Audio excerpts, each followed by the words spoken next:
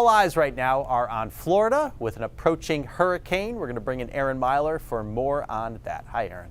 Hey, Todd. And yeah, right now Florida is about to deal with Hurricane Milton, which did not form, strengthen, or move like any really Atlantic basin hurricanes do, and that really made a fairly unique track. It originated in the Gulf of Mexico, and that's now moving eastward. Now, often hurricanes form off the west coast of Africa and strengthen in the Caribbean, often impacting the east coast of Florida or the Gulf Coast.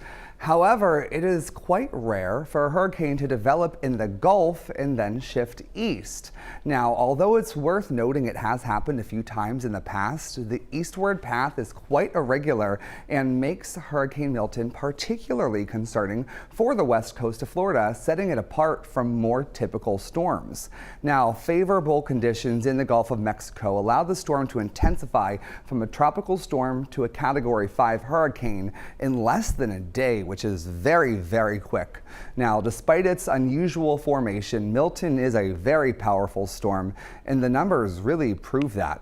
Current data shows its barometric pressure ranks it among the strongest hurricanes recorded in the Atlantic basin, following a brief drop in pressure on Monday evening. Milton now stands as the 5th strongest hurricane observed in the Atlantic.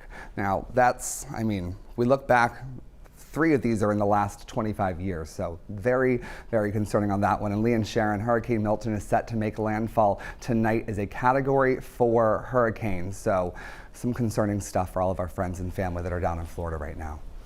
Yeah, absolutely. All right, thank you for that report, Aaron.